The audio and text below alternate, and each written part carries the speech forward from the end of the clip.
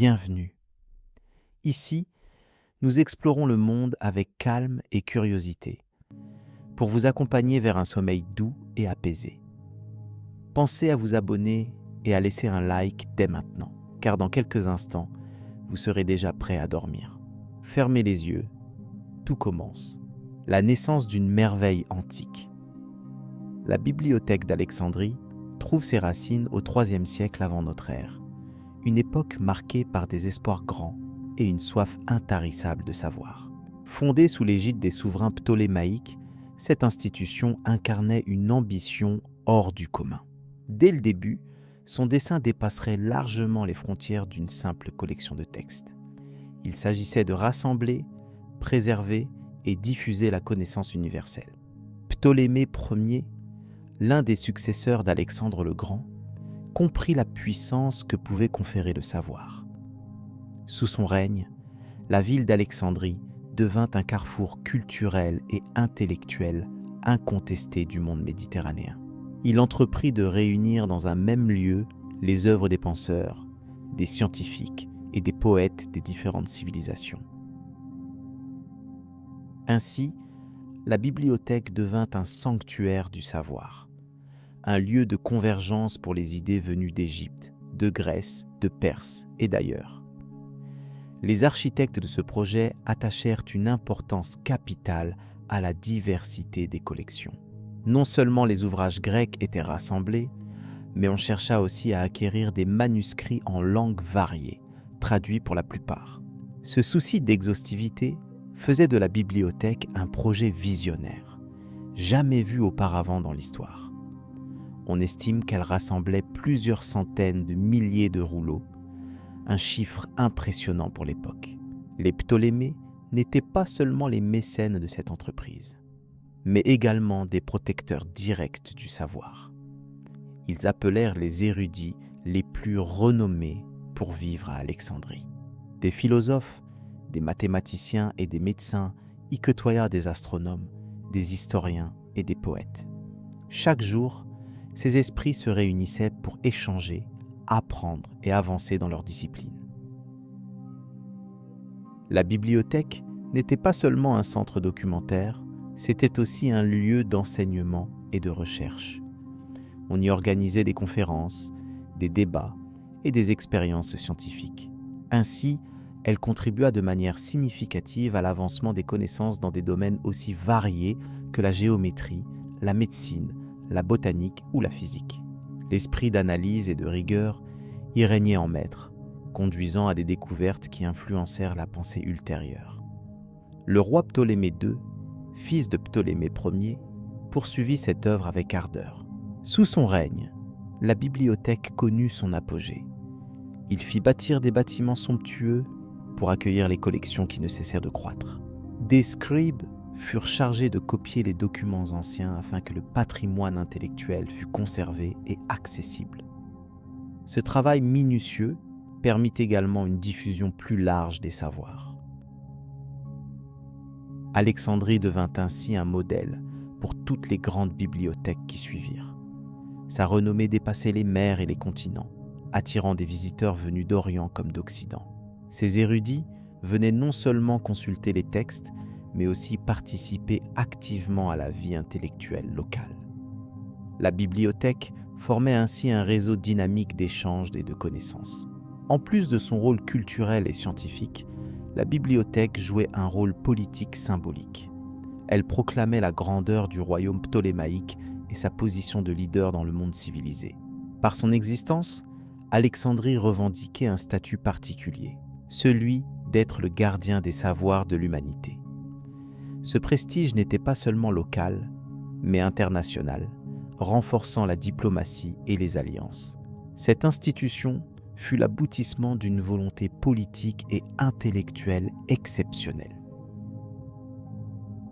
Elle démontrait que le pouvoir pouvait s'exercer non seulement par les armes ou les richesses, mais aussi par la maîtrise et la diffusion des connaissances. Tant que la bibliothèque prospérait, Alexandrie régnait en capitale du savoir, un phare pour les générations à venir.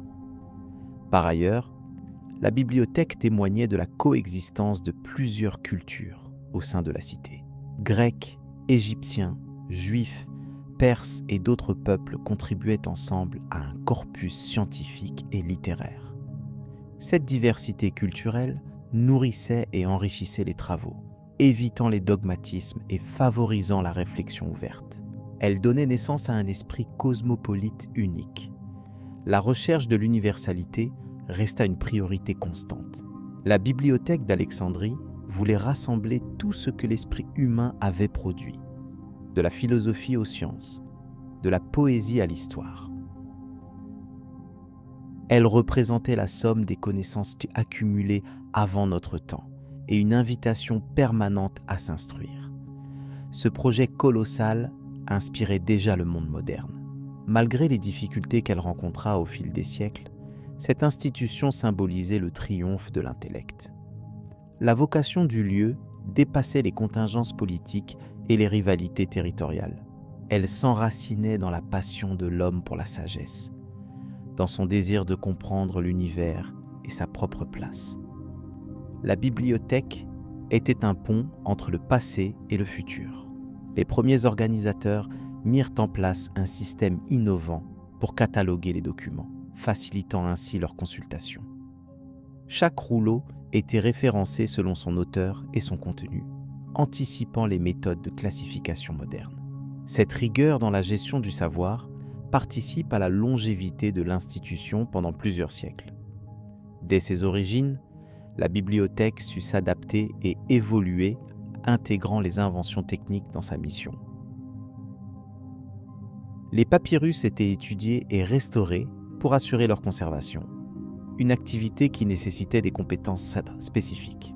Ces efforts manifestaient une conscience aiguë de la fragilité du patrimoine intellectuel et un engagement à le préserver.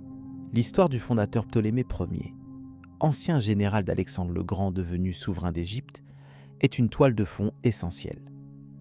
Son expérience militaire le convainquit de la nécessité d'un savoir stratégique. Grâce à sa vision, la bibliothèque devint un sanctuaire où science et pouvoir se croisaient, façonnant ainsi une politique culturelle durable. Les récits de la naissance de la bibliothèque soulignent également le rôle joué par des personnalités comme le philosophe et historien Zénodore, nommé à la tête de la bibliothèque. Ce dernier supervisa l'enrichissement des collections et lia des contacts avec d'autres centres intellectuels. Leurs travaux conjoints participèrent à la grandeur de l'institution. L'ambition des souverains ptolémaïques fut de faire d'Alexandrie un lieu où les connaissances anciennes seraient non seulement conservées, mais aussi développées. Ce projet fut une réponse à la fragmentation des savoirs hérités de la période hellénistique, offrant une unité intellectuelle inédite. La bibliothèque se trouvait ainsi au cœur d'un vaste mouvement de synthèse. La richesse de la bibliothèque ne se mesurait pas seulement en quantité, mais aussi en qualité. Les œuvres les plus précises et les études les plus détaillées y étaient rassemblées. Les chercheurs avaient la chance de travailler dans un environnement privilégié, échappant aux contraintes habituelles, ce qui favorisait l'émergence de nouvelles idées. Il convient de noter que la bibliothèque bénéficiait également du soutien des prêtres égyptiens, qui apportaient leurs propres connaissances religieuses et scientifiques.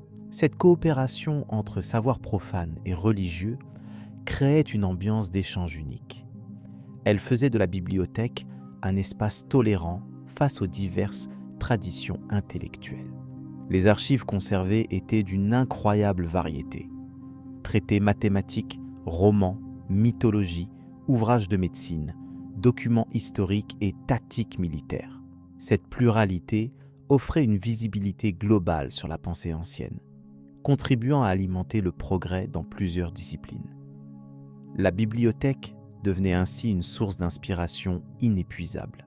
Malgré ses succès, la création de la bibliothèque n'a pas été un processus linéaire. Elle connut des défis liés aux guerres, à la politique locale et aux tensions entre différents groupes sociaux. Cependant, ces épreuves ne parvinrent jamais à détruire l'essence même du projet, preuve de sa solidité et de sa nécessité dans le monde antique.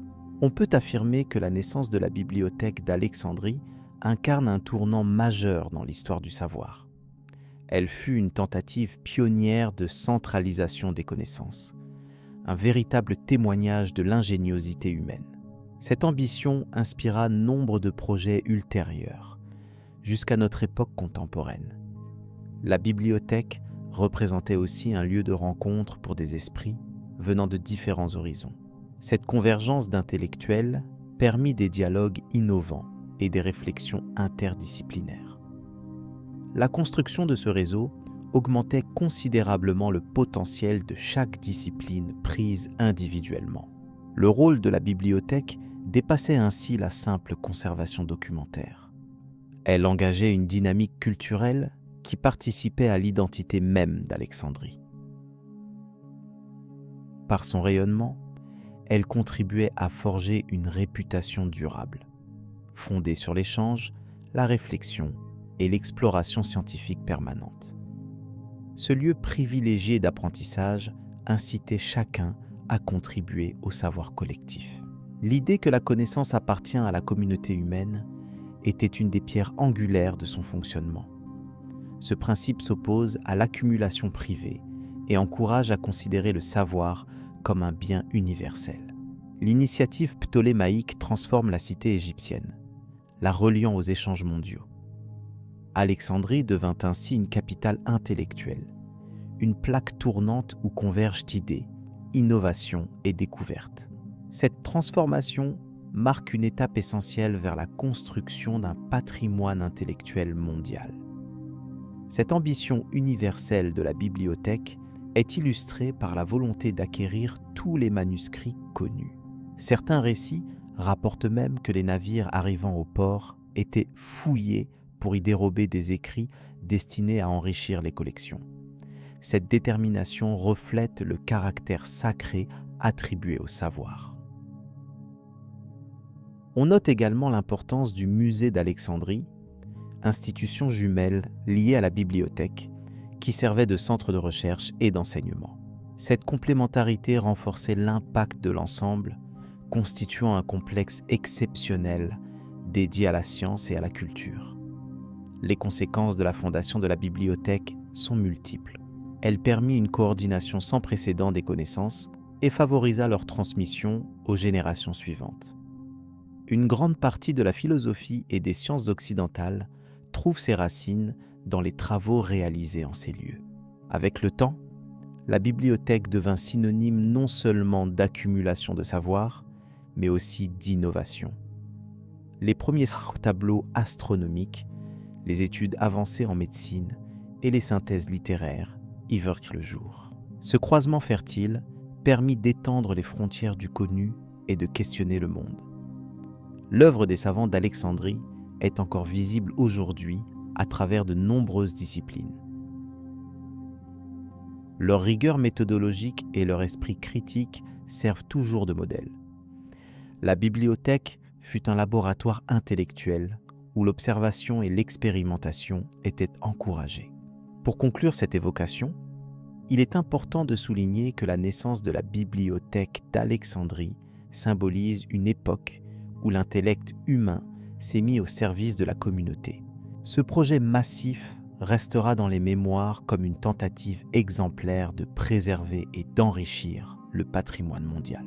En continuité avec cette réflexion, il sera pertinent d'explorer dans la suite les différentes figures qui ont animé la bibliothèque, leurs contributions spécifiques, ainsi que les premiers revers qui commencèrent à fragiliser cette merveille antique. La structure et les collections de la bibliothèque. La bibliothèque d'Alexandrie, fondée au IIIe siècle avant notre ère, incarnait une ambition hors du commun.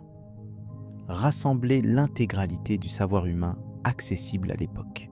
Son organisation interne reflétait cette volonté colossale, mêlant rigueur et innovation dans la gestion des connaissances.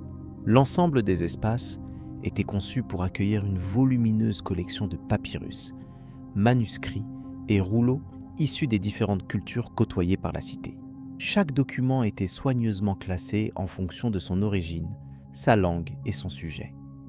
Les spécialistes de la bibliothèque, dont connaissaient bien les hiérarchies et les fonctions, travaillaient sans relâche à maintenir un ordre rigoureux. Les salles de lecture se démarquaient par leur calme et leur lumière tamisée, propices à la concentration, offrant aux érudits un environnement optimal pour leurs études. La politique d'acquisition de la bibliothèque était particulièrement ambitieuse. Elle cherchait à obtenir des œuvres venues d'Égypte, de Grèce, de Perse, d'Inde et même de régions plus lointaines selon les échanges diplomatiques et commerciaux. En envoyant des agents spécialement chargés d'acquérir ou de copier des manuscrits, le roi Ptolémée Ier et ses successeurs assuraient un enrichissement constant des collections. Chaque rouleau arrivant était soumis à un processus rigoureux d'authentification et de catalogage. Ce soin minutieux garantissait la qualité et la pérennité des documents, contribuant à la renommée de la bibliothèque comme un lieu d'excellence scientifique et littéraire. Dans ce temple du savoir, la conservation des textes impliquait des techniques avancées, incluant le climat contrôlé et des matériaux de préservation. Les collections comptaient non seulement des œuvres littéraires et philosophiques, mais aussi des traités scientifiques, des cartes géographiques détaillées, des documents historiques et des recueils de poésie. Les sujets traités reflétaient la diversité des intérêts intellectuels de l'époque, couvrant l'astronomie, la médecine, la mathématique, la géométrie, la politique, ainsi que les coutumes et religions diverses. Un aspect remarquable était l'importance accordée à la traduction. Les érudits de la bibliothèque traduisaient avec rigueur des textes provenant de langues variées, notamment le sanskrit, l'hébreu, le persan et l'égyptien ancien, rendant ces savoirs accessibles à un public plus large. Cette ouverture favorisa un échange intellectuel inédit, qui influença durablement la pensée occidentale et orientale. L'organisation spatiale de la bibliothèque favorisait cette interdisciplinarité. Des espaces de travail spécifiques étaient dédiés aux spécialistes dans différents domaines, tandis que d'autres zones permettaient un accès au public instruit désireux de consulter des ouvrages. La coexistence de ces différents usages relevait d'un équilibre délicat préservé par une gestion attentive. La richesse des collections dépasse de loin ce que l'on pourrait imaginer. Certains récits antiques évoquent plusieurs centaines de milliers de rouleaux conservés, bien que les chiffres précis oscillent selon les sources, parfois exagérés. Ce nombre impressionnant démontrait toutefois la place centrale que tenait la bibliothèque dans le paysage culturel de l'époque. Les manuscrits étaient fréquemment copiés afin d'assurer leur dissémination et leur sauvegarde. Les scribes et les copistes jouaient un rôle vital dans ce processus, perpétuant les œuvres tout en veillant à la fidélité du contenu. Leur travail patient et rigoureux contribuait à la circulation des savoirs dans le monde antique. L'importance de la bibliothèque se mesurait aussi par les instruments et installations scientifiques qu'elle abritait. Entre autres, des mécanismes pour observer les astres ou pour calculer des phénomènes naturels permettaient d'affiner les connaissances dans divers domaines. Ces outils étaient intégrés aux recherches et enseignements dispensés au sein même de ces murs. Cette organisation savante et la diversité des collections influencèrent profondément les penseurs et explorateurs qui firent escale à Alexandrie. Des figures prestigieuses telles qu'Euclide et Héron profitèrent de ce riche patrimoine pour développer leurs propres travaux. La bibliothèque servait ainsi de creuset d'idées et d'innovations, s'imposant comme un centre intellectuel majeur. La vocation universelle de la bibliothèque se traduisait aussi dans sa politique d'accueil. Elle recevait avec ouverture les connaissances étrangères, promouvant un dialogue des cultures fondé sur la curiosité et le respect des différences. Cette approche facilitait non seulement l'enrichissement des collections, mais aussi l'établissement d'un réseau intellectuel à l'échelle méditerranéenne et au-delà. Malgré sa taille impressionnante, la structure interne de la bibliothèque restait fonctionnelle et pensée pour la consultation efficace. Les rayonnages étaient reconçus pour optimiser l'espace et permettre un accès rapide aux documents précieux. De plus, les techniques de rangement évoluaient au fil du temps pour répondre aux besoins croissants. Les archives conservaient aussi une importante correspondance entre érudits et autorités, offrant un aperçu unique des débats et découvertes de l'époque. Ces échanges épistolaires servaient souvent de base à de nouvelles recherches et à des collaborations intellectuelles durables. La bibliothèque apparaissait ainsi comme un véritable forum de savoir vivant. Le rôle du bibliothécaire était prestigieux et exigeant. Chargé non seulement de la conservation, il supervisait également la politique d'acquisition, coordonnait les travaux de traduction et assurait la transmission des savoirs aux générations futures. Sa tâche demandait une expertise approfondie dans plusieurs disciplines et une grande rigueur dans l'organisation. Certaines salles spécialisées abritaient des collections rares ou secrètes, réservées aux initiés ou aux chercheurs de haut niveau. Ces espaces protégés garantissaient la sécurité des documents les plus précieux et permettaient la réalisation d'études confidentielles, parfois liées à des questions politiques ou religieuses délicates. Cette orientation multidisciplinaire fit de la bibliothèque un lieu unique dans l'Antiquité. En traitant et conservant des documents extrêmement variés, elle créait un équilibre harmonieux entre science et humanité. Ce modèle fut longtemps considéré comme un idéal à atteindre par d'autres institutions culturelles. L'importance attribuée à la qualité des copies manuscrites soulignait aussi le souci d'expertise. Chaque texte reproduit passait par plusieurs étapes de correction et de relecture afin d'éviter les erreurs. Cette rigueur permit de préserver des connaissances dans leur forme la plus authentique possible, contribuant à une meilleure transmission historique. Par ailleurs, la bibliothèque développait des catalogues et des listes descriptives pour faciliter la recherche. Ces outils étaient consultés par les usagers pour localiser rapidement les documents désirés. Leur mise en place témoignait d'une modernité remarquable dans la gestion documentaire de l'époque. Malgré la grandeur de ses collections et la maîtrise de son organisation, la bibliothèque d'Alexandrie restait ouverte à l'innovation constante. Elle adoptait de nouvelles techniques et idées, intégrant notamment les contributions scientifiques des régions qu'elle fréquentait. Cette adaptabilité constituait un atout majeur dans sa longévité. L'entretien des supports, notamment des papyrus sensibles à l'humidité et à la manipulation, nécessitait des conditions contrôlées. L'usage de salles spécialement conçues pour maintenir une température et une humidité constante faisait partie des avancées techniques développées pour assurer la pérennité des œuvres. La bibliothèque fut également un centre d'enseignement. Les maîtres y dispensaient des cours, commentèrent les textes et engageaient leurs élèves dans la recherche active. Ce rôle pédagogique renforçait son influence sur le développement intellectuel de la région et même au-delà. Le dialogue entre les différentes écoles philosophiques présentes à Alexandrie bénéficiait d'un accès commun à ces riches collections. Soucieux de constituer une mémoire universelle, les responsables de la bibliothèque encouragèrent ce brassage des idées, ce qui contribua à forger une pensée plus ouverte et critiquement nourrie. La bibliothèque accueillait enfin un large éventail de documents religieux, expliquant l'intérêt porté à l'étude des croyances diverses dans une ville cosmopolite. Étudier les textes sacrés favorisait la compréhension interculturelle et l'apaisement des tensions dans un contexte marqué par la coexistence de nombreuses communautés. Ainsi, la structure interne, la richesse des collections et la politique d'acquisition de la bibliothèque d'Alexandrie en faisaient une institution inégalée dans le monde antique. Sa capacité à rassembler des savoirs du monde entier témoignait de l'ambition humaine à préserver et partager la connaissance pour les générations futures.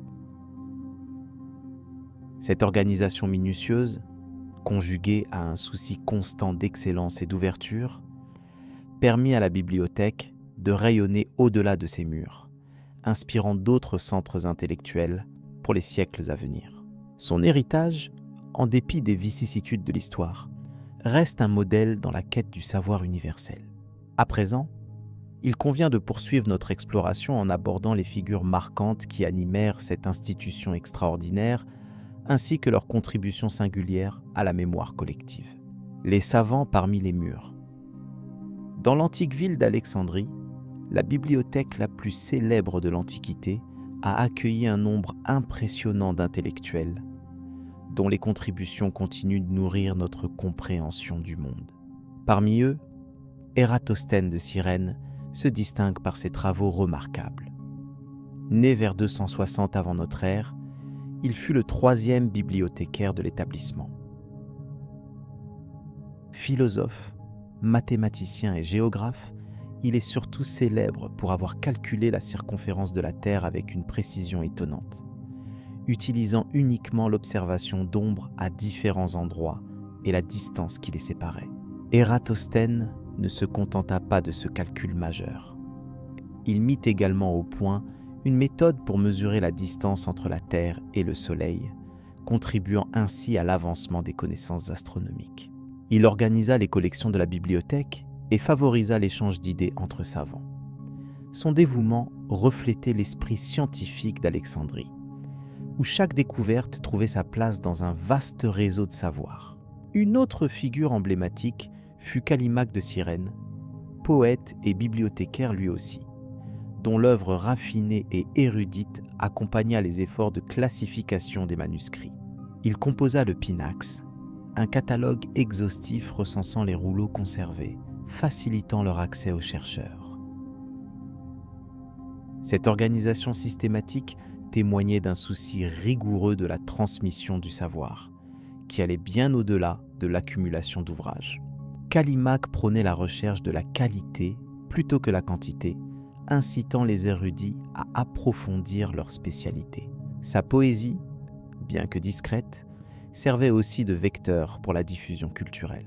À travers ses écrits, il mettait en lumière la richesse des textes anciens, soulignant l'importance de préserver les idées dans leur forme la plus pure. Parmi les autres contributeurs de cette époque, Aristophane le Jeune se distingue par ses travaux lexicographiques. Il chercha à préserver les subtilités de la langue grecque en compilant des glossaires et en expliquant des termes obscurs.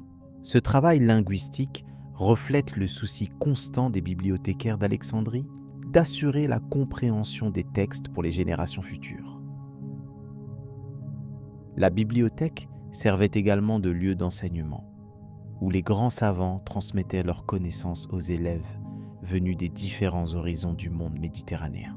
Cette dynamique créait un environnement propice à l'émergence de nouvelles idées, combinant rigueur et curiosité intellectuelle. Les échanges scientifiques ne se limitaient pas à la philosophie et aux mathématiques. Des médecins tels qu'Hérophile de Chalchidée utilisèrent les ressources de la bibliothèque pour approfondir l'anatomie, réalisant des dissections qui révolutionnèrent la compréhension du corps humain. Son approche méthodique s'appuyait sur l'observation directe, marquant une rupture avec les doctrines plus spéculatives. Hérophile partagea ses découvertes dans des traités qui, bien que perdus, ont influencé la médecine pendant des siècles. La bibliothèque d'Alexandrie fut ainsi un centre essentiel pour les sciences appliquées, où la théorie et la pratique s'enrichissaient mutuellement. À ces figures s'ajoutèrent des astronomes tels que Hipparque de Nicée, qui, à la fin du IIe siècle avant notre ère, introduisit des concepts fondamentaux d'astronomie sphérique et dressa des catalogues d'étoiles. Son travail reposait sur des observations méticuleuses, illustrant encore la pure rigueur scientifique qui animait cette institution. Le rôle de la bibliothèque allait bien au-delà de la simple conservation de documents. Elle représentait un véritable creuset d'idées où la synthèse des savoirs était encouragée. Les savants échangeaient non seulement leurs découvertes, mais débattaient également des théories, contribuant ainsi à un dialogue intellectuel permanent. Grâce à cette effervescence, la bibliothèque devint un modèle pour les futures institutions scientifiques. Les méthodes d'étude, la classification systématique des connaissances et la collaboration interdisciplinaire furent autant d'éléments qui marquèrent durablement l'histoire de la pensée. La présence de traducteurs, souvent oubliés, joua un rôle crucial. Ils permirent la circulation des textes issus de cultures variées, notamment les œuvres indiennes, perses et égyptiennes, enrichissant ainsi le corpus intellectuel disponible pour les chercheurs. Cette ouverture incarnait une véritable intelligence collective à l'échelle mondiale. Tous ces efforts reflétaient la volonté constante de comprendre le monde dans sa globalité. La bibliothèque d'Alexandrie fut un lieu où se rencontraient rigueur et curiosité, où chaque manuscrit pouvait être un point de départ pour une nouvelle découverte.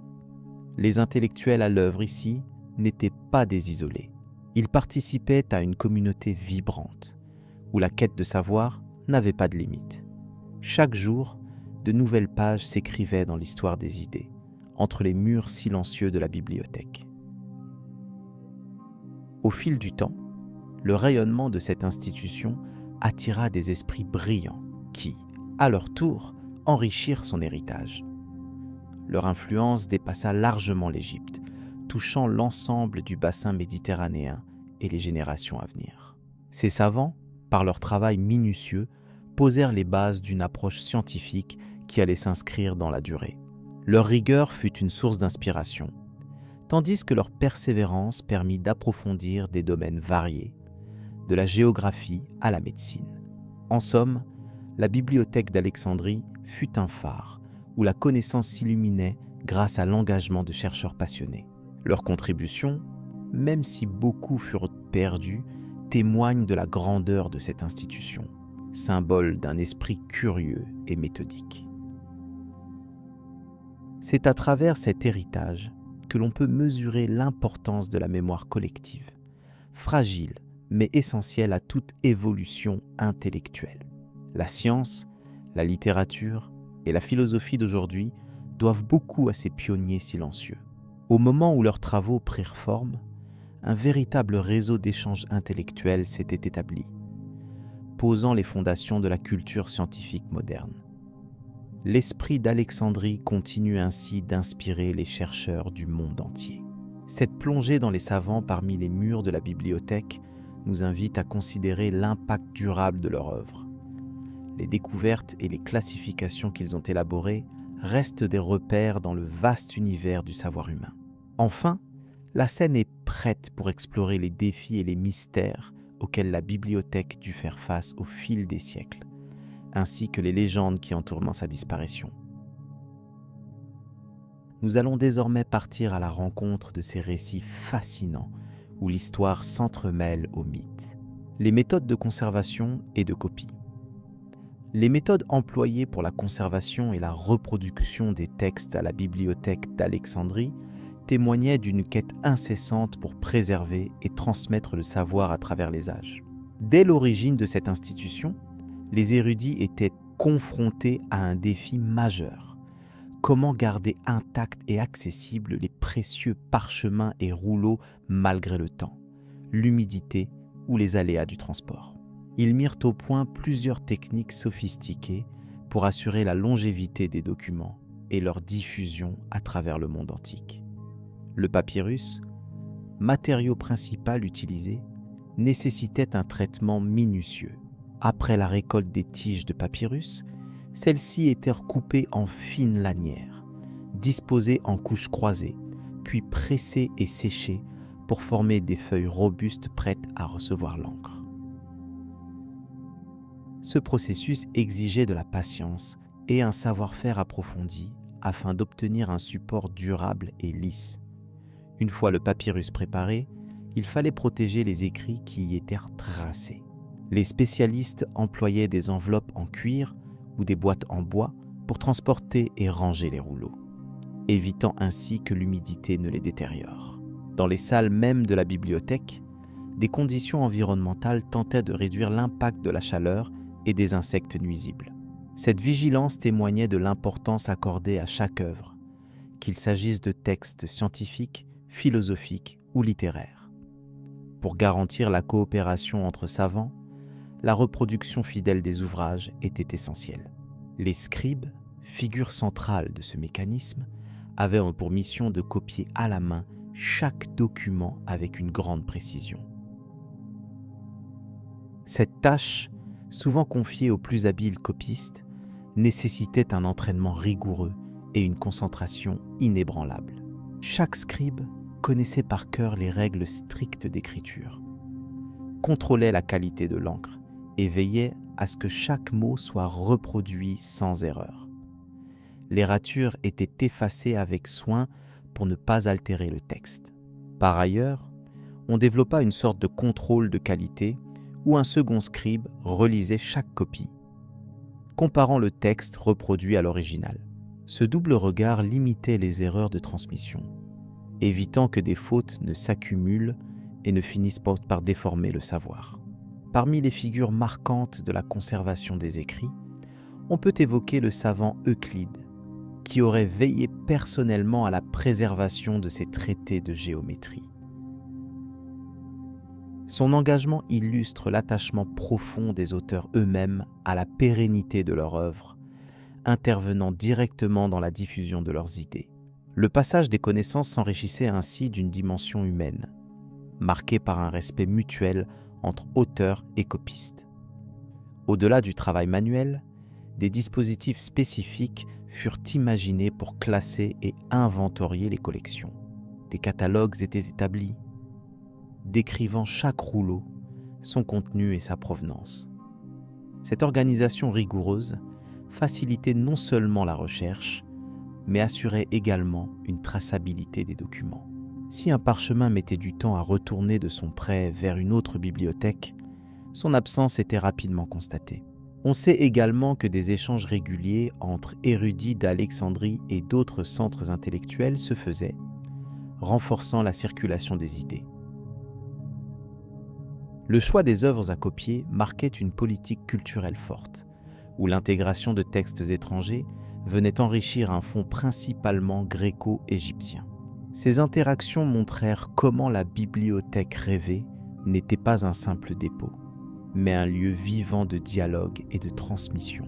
La multiplicité des langues présentes dans les copies révèle en particulier le souci d'inclusivité. Grecs, égyptiens, acadiens ou perses se mêlaient sur les étagères aux côtés des œuvres plus célèbres d'Aristote ou d'Hérodote. Tous ces efforts matériels s'inscrivaient dans une vision globale. Conserver le patrimoine intellectuel pour les générations futures. Ce rôle ne se limitait pas à la lecture, mais s'étendait à l'intégration de ces apports dans de nouvelles études, suscitant des débats et des innovations. L'importance que l'on portait au geste de copier se comprenait aussi dans la fragilité de la transmission orale encore très présente. La parole pouvait vite s'altérer, mais l'écrit posait un jalon durable. Tant que les rouleaux étaient lus et copiés, les idées pouvaient survivre au temps, au-delà des ravages humains ou naturels. On a parfois oublié que l'usage des rouleaux imposait des contraintes de lecture. Déroulés délicatement pour garder la continuité du texte sans déchirure, rangés selon un ordre précis. Il fallait une certaine discipline pour aborder ce travail intellectuel, qui mêlait rigueur technique et passion du savoir. Aujourd'hui, on peut admirer la patiente organisation mise en place dans ce centre antique, bien avant l'invention de l'imprimerie. Cette dernière ne sera développée que plusieurs siècles après, mais déjà Alexandrie fonctionnait comme un véritable laboratoire du livre. Les érudits n'étaient pas seulement des conservateurs, mais des acteurs actifs de la culture, fabriquant les outils indispensables à leur propre activité. Le lien entre lecture, écriture et conservation y apparaissait comme un cycle vertueux, garant de l'évolution des connaissances.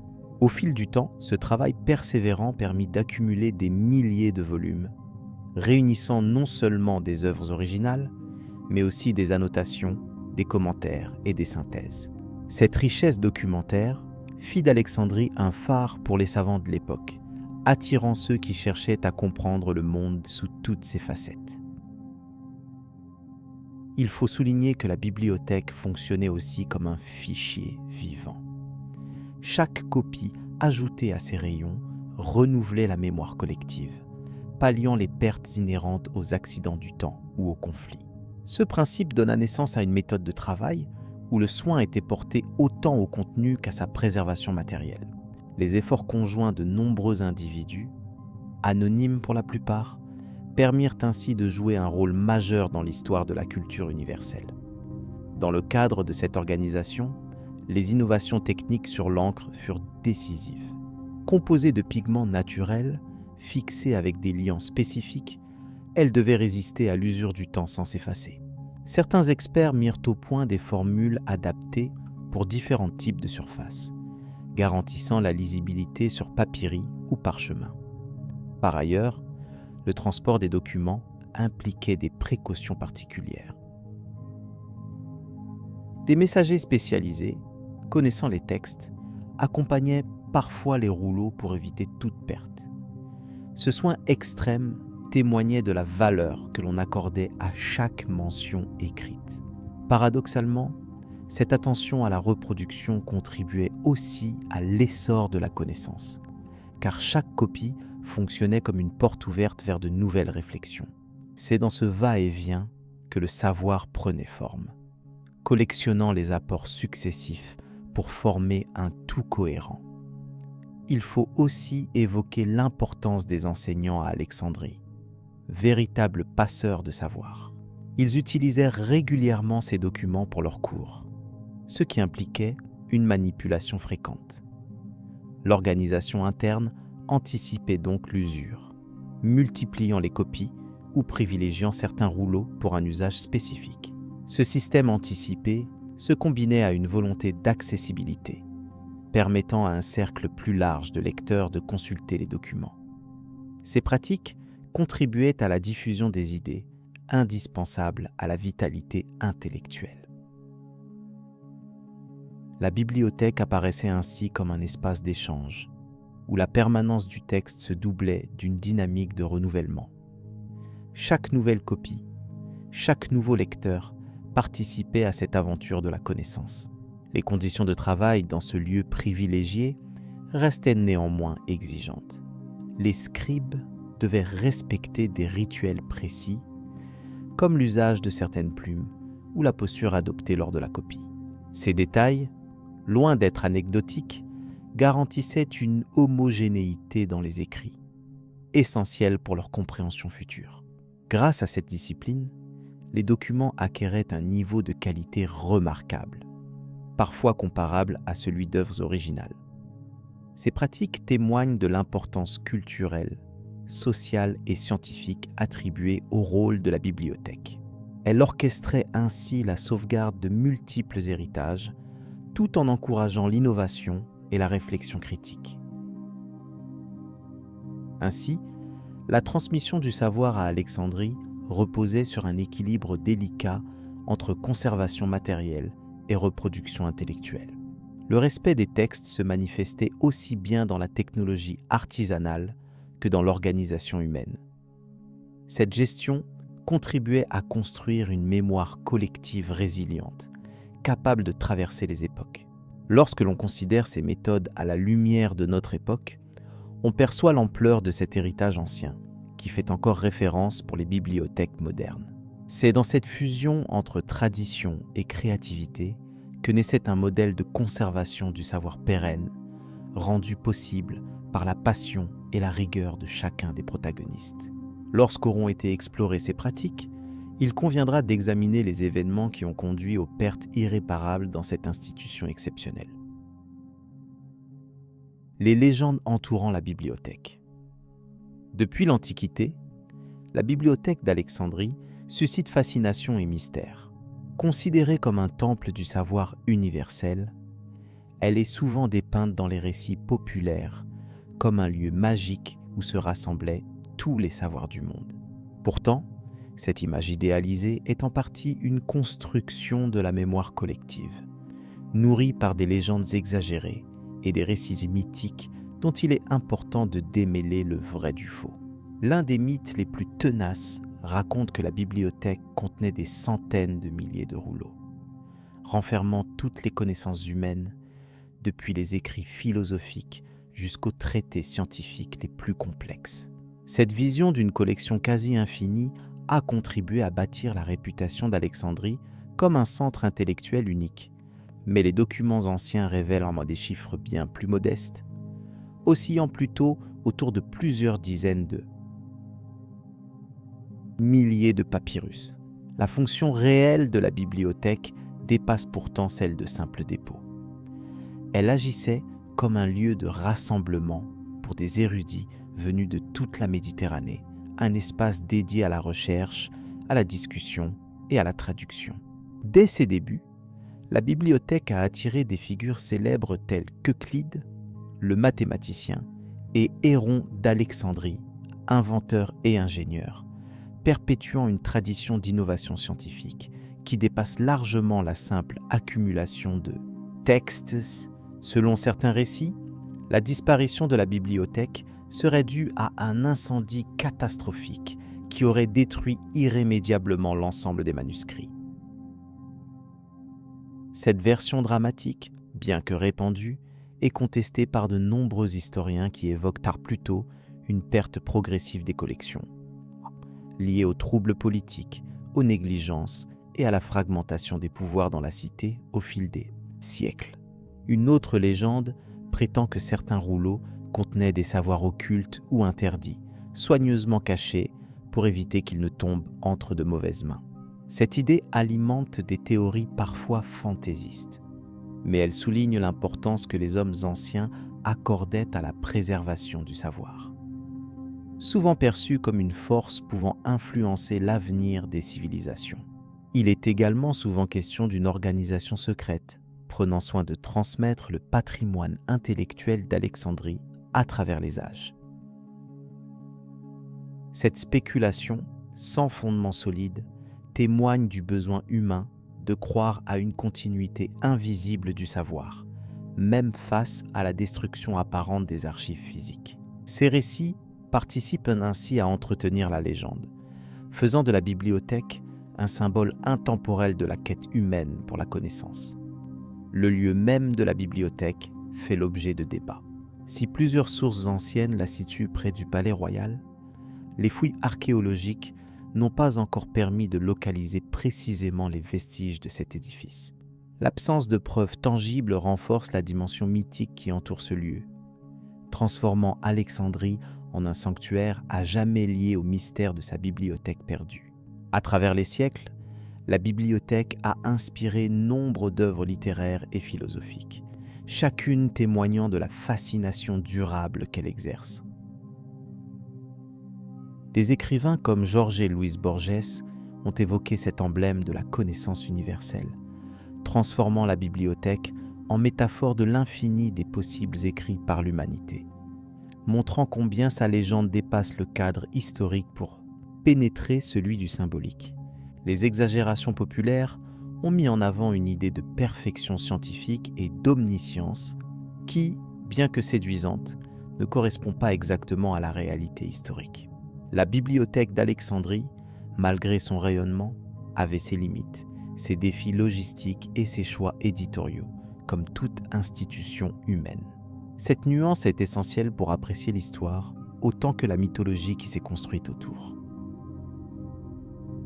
En définitive, la bibliothèque d'Alexandrie reste un symbole puissant, à la fois un rappel des fragilités du savoir, exposé aux aléas du temps et des hommes, et une inspiration à la poursuite inlassable de la connaissance.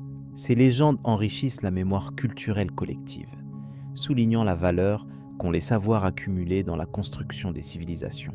Ainsi, en comprenant les récits merveilleux et les exagérations attachées à la bibliothèque, on peut mieux saisir le lien entre histoire et mythe. Ce croisement éclaire la façon dont les sociétés anciennes percevaient la sagesse et la manière dont elle se transmet, avant de se tourner vers les conséquences de cette perte sur les siècles suivants. Thème que nous aborderons désormais. Les défis politiques et sociaux. Les tensions politiques et sociales autour de la bibliothèque d'Alexandrie s'inscrivent dans un contexte complexe où se mêlaient pouvoir, savoir et influence intellectuelle. Fondée sous le règne de Ptolémée Ier, cette institution symbolisait une ambition inédite, rassembler l'intégralité des connaissances humaines dans un même lieu. Cependant, cette utopie scientifique était loin d'échapper aux luttes de pouvoir qui déchiraient alors l'Égypte hellénistique. À Alexandrie, foyer culturel et politique, l'institution se trouvait au carrefour d'intérêts divergents. Les Ptolémées cherchaient à renforcer leur autorité par la promotion d'une élite savante, fidèle à leur cour. Ce mécénat imposait parfois des contraintes, limitant la liberté d'expression et favorisant certains courants de pensée au détriment d'autres. La bibliothèque devenait alors un outil politique autant qu'un temple du savoir. Parmi les principales factions, on distingue les partisans des traditions égyptiennes anciennes, attachés aux sciences et savoirs locaux, et les diffuseurs de la culture hellénistique dont la bibliothèque était un emblème. Cette dichotomie nourrissait des conflits intellectuels et idéologiques qui se répercutaient jusque dans l'organisation même de la bibliothèque et dans le choix des œuvres conservées ou rejetées. Les érudits employés par les Ptolémées jouaient un rôle crucial dans cette dynamique. Des figures comme Callimaque, auteur et bibliothécaire, ou encore Apollonios de Rhodes, poète et savant, illustraient la volonté royale d'allier prestige scientifique et propagande politique. Leur influence façonnait la ligne éditoriale de la bibliothèque et orientait les débats académiques. Par ailleurs, la gestion administrative de la bibliothèque était soumise à des pressions constantes. La nature même de cette institution, aspirant à regrouper toutes les connaissances écrites, impliquait des moyens colossaux, parfois difficiles à maintenir durablement. Ces difficultés financières renforçaient la rivalité autour de l'accès aux ressources, révélant des fractures sociales entre les élites intellectuelles et les autorités politiques. Les tensions sociales à Alexandrie reflétaient également la diversité de la population. La ville accueillait Grecs, Égyptiens, Juifs et autres groupes ethniques. Ces communautés ne partageaient pas toujours les mêmes visions culturelles ni les mêmes intérêts, ce qui se traduisait par des conflits sporadiques pouvant atteindre la sphère intellectuelle. La bibliothèque, en tant que lieu emblématique, fut parfois le théâtre de ces tensions. D'un point de vue idéologique, certains courants critiquaient la recherche effrénée de la synthèse universelle. Pour eux, cette volonté pouvait mener à la dilution ou à l'appropriation indue des savoirs traditionnels, provoquant une perte d'identité culturelle. Ce regard critique se manifestait dans les débats publics et privés, reflétant une société en plein bouleversement. La destruction partielle ou complète de certains manuscrits pouvait aussi résulter de ces conflits. Entre rivalité politique, jalousie intellectuelle et erreurs humaines, la préservation des textes antiques n'était pas assurée. Cette fragilité souligne combien la bibliothèque, malgré son prestige, dépendait des équilibres instables au sein de la cité.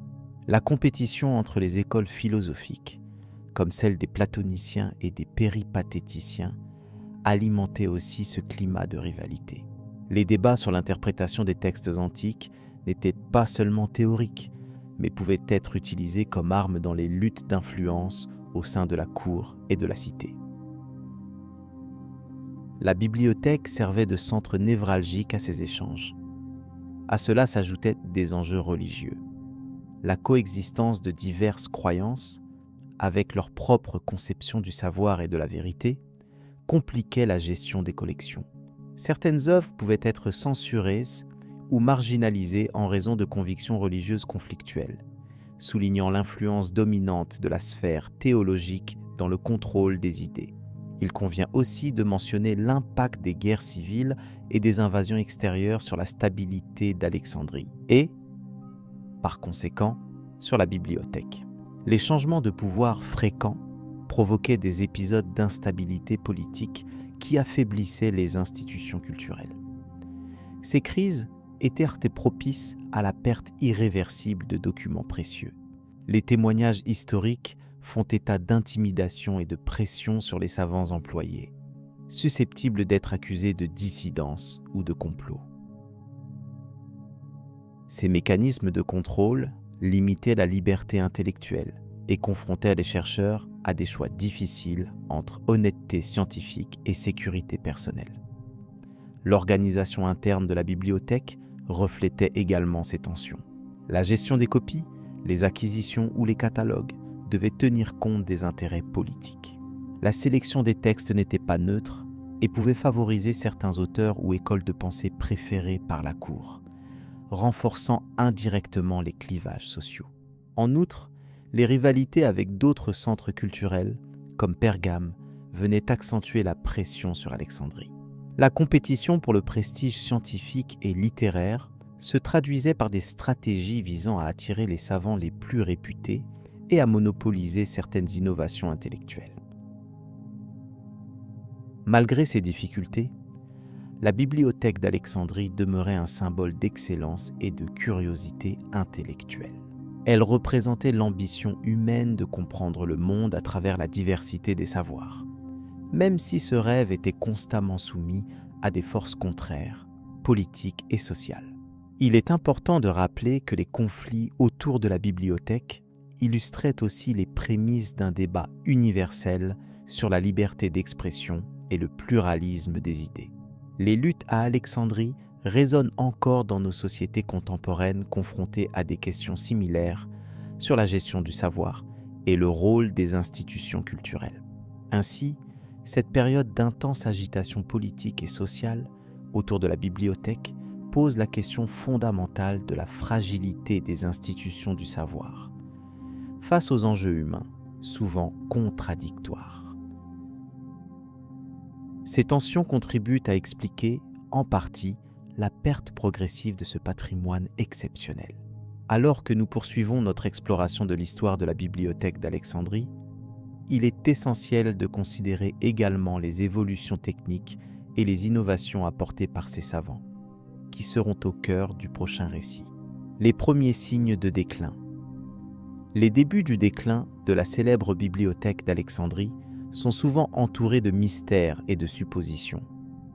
Mais certaines archives et témoignages antiques permettent de retracer une partie de cette histoire. Fragile. Dès la fin du IIIe siècle avant notre ère, la vaste collection de parchemins et de papyrus commença à montrer les premiers signes de fragilité. Cette institution, jadis prestigieuse et florissante, fit face à un ensemble complexe de difficultés matérielles et financières.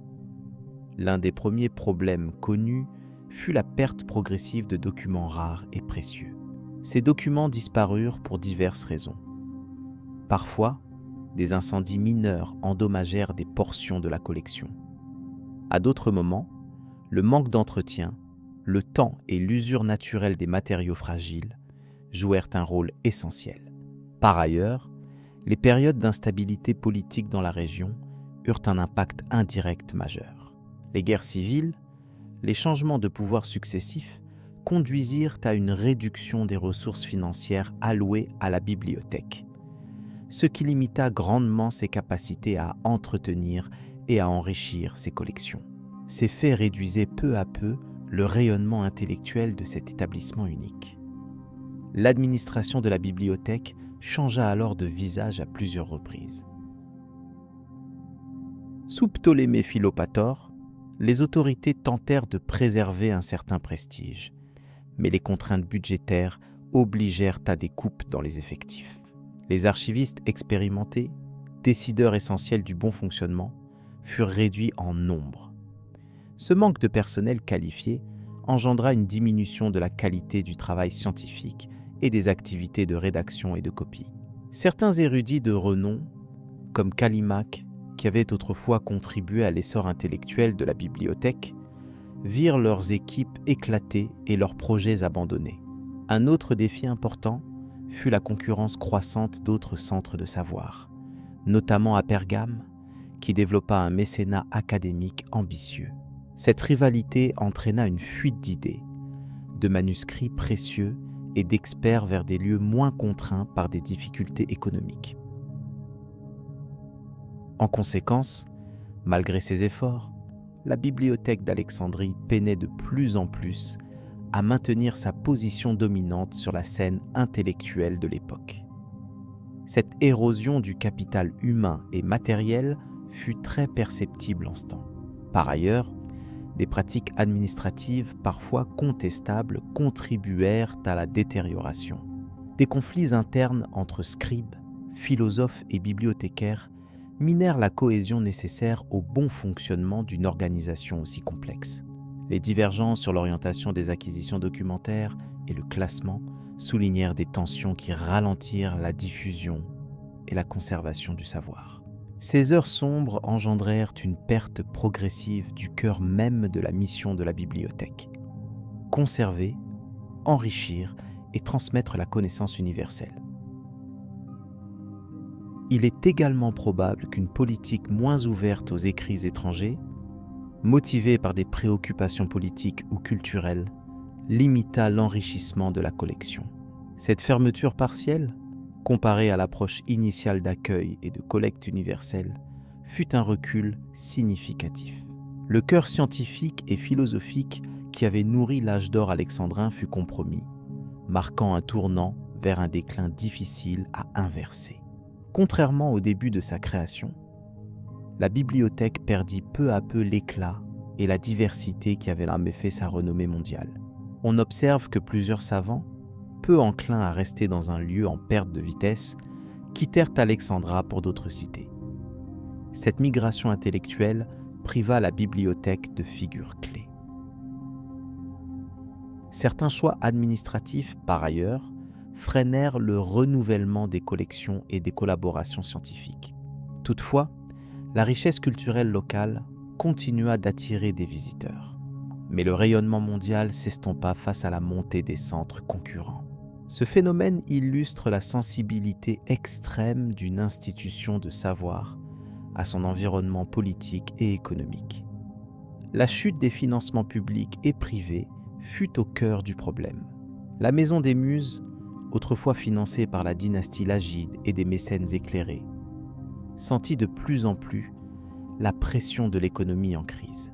Les pertes commerciales et les fluctuations du commerce méditerranéen fragilisèrent l'ensemble de la ville d'Alexandrie, réduisant encore plus la capacité à investir dans la culture et la recherche. L'importance symbolique et politique du lieu ne suffisait plus à garantir sa survie matérielle. Ainsi, le cercle vertueux initial s'effrita sous des contraintes extérieures, mais aussi internes. Malgré tout, certains efforts furent réalisés pour préserver les collections restantes. Une attention relative fut portée à la copie des manuscrits, bien que la diminution du nombre de copistes rendit cette tâche plus lente et moins efficace. L'état dégradé des documents originaux posait des défis de conservation majeurs. Cette phase fut marquée par une certaine nostalgie chez les érudits survivants, tels que Didyme de Cyrène, qui témoignèrent de la perte progressive d'une richesse intellectuelle immense. Le contraste avec l'âge d'or passé apparut à maintes reprises dans leurs écrits, soulignant l'irréversibilité de ces changements. Les archives de l'époque évoquent aussi des échanges culturels plus rares et une diminution des visites d'étrangers. Cette situation s'explique en partie par le climat politique perturbé et la sensibilité accrue des autorités locales à toute influence extérieure, parfois perçue comme une menace. Le repli progressif de la bibliothèque sur des sujets locaux ou conservateurs fut une conséquence directe. Face à ces tendances, la mission originelle de la bibliothèque sembla s'effacer, remplacée par un rôle plus modeste de gardienne d'un patrimoine en souffrance.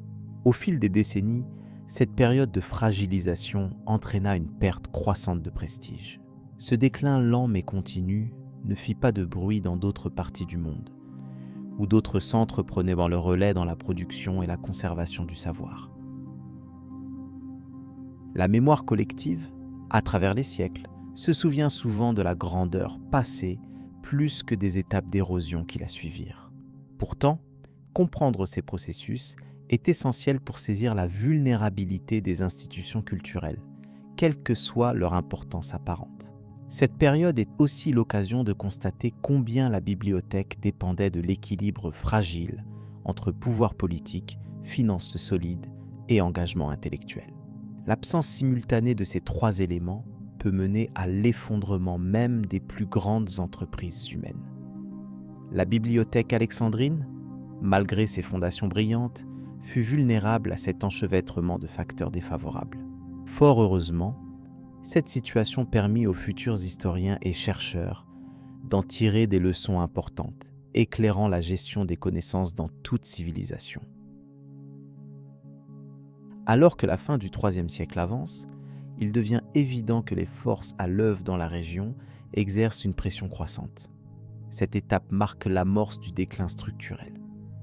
La bibliothèque d'Alexandrie, jadis entrepôt foisonnant de manuscrits, se transforme peu à peu en une institution réduite, moins influente, sous le poids de défis multiples.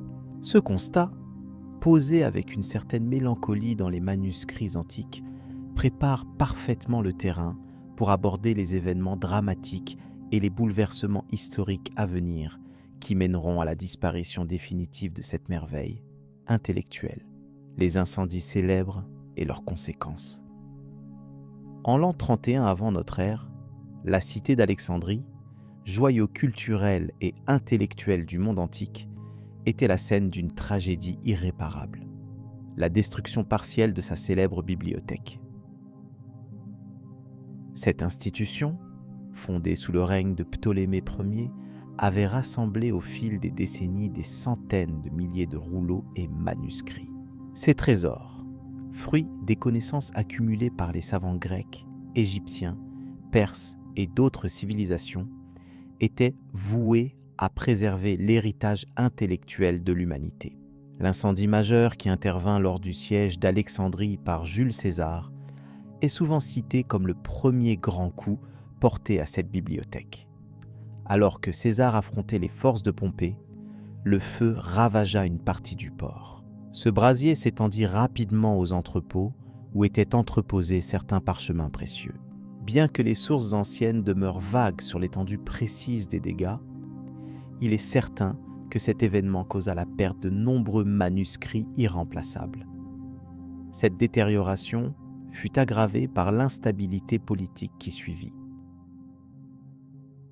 La bibliothèque, privée de son financement royal, perdit son influence.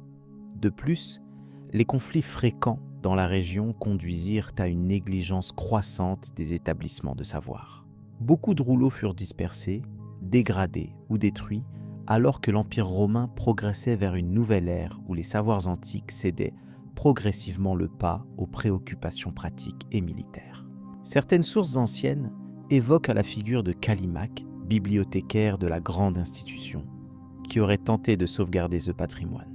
Ce savant, fervent défenseur de la classification rigoureuse des textes, fut confronté à l'impuissance face aux événements.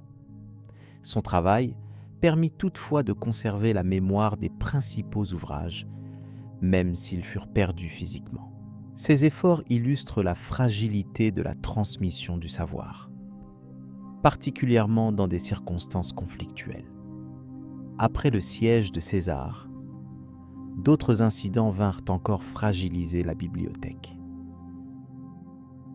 Vers le début du IVe siècle, sous le règne de Théophile, patriarche d'Alexandrie, des persécutions contre les lieux païens entraînèrent la destruction de nombreux espaces de savoir, probablement y compris des sections de la bibliothèque. Ces événements s'inscrivent dans un contexte plus large de transition religieuse et sociopolitique qui entraîna la marginalisation progressive des sciences et philosophies anciennes. Les témoignages rapportent également qu'une partie des collections aurait été transférée à Constantinople. Cette hypothèse est soutenue par la création plus tardive de la bibliothèque impériale, qui chercha à constituer un héritage scientifique comparable. Toutefois, l'essentiel des volumes éparpillés ou détruits entraîna une rupture significative dans la continuité du savoir antique. L'absence d'une organisation efficace pour leur conservation fut en grande partie responsable de cette perte. Il est important de noter que la bibliothèque d'Alexandrie n'était pas une entité unique, mais plutôt un complexe comprenant plusieurs annexes qui servaient de centre d'études et de recherche. Ces différentes structures eurent des destins variés au fil des siècles. Certaines disparurent dans des incendies, d'autres furent abandonnées ou transformées pour d'autres usages. Cette fragmentation contribua à la dispersion des connaissances rassemblées en un lieu unique. Les légendes modernes tendent à exagérer la rapidité et l'ampleur de la destruction. Contrairement à un effondrement brutal, la disparition de la bibliothèque fut un processus lent, s'étalant sur plusieurs siècles. Cette progression graduelle reflète la difficulté de protéger les biens culturels dans un environnement marqué par des conflits, des changements politiques et des évolutions religieuses profondes. Le mythe d'un seul incendie catastrophique masque ainsi une réalité historique plus complexe. Des historiens contemporains soulignent également l'impact des guerres civiles romaines sur la stabilité d'Alexandrie. La ville, située à un carrefour stratégique, fut le théâtre de multiples affrontements. Ces conflits n'épargnèrent ni les infrastructures, ni les institutions culturelles. La bibliothèque, plus vulnérable dans ce contexte, subit des dommages matériels, mais aussi humains, avec la disparition de nombreux savants et chercheurs qui l'animaient. L'importance de la bibliothèque ne se mesure pas seulement par la quantité d'ouvrages perdus, mais aussi par l'influence qu'elle exerça sur la transmission du savoir à travers les siècles. Les commentaires et les travaux des érudits qui fréquentèrent ces salles ont été conservés indirectement dans les écrits de philosophes et scientifiques postérieurs.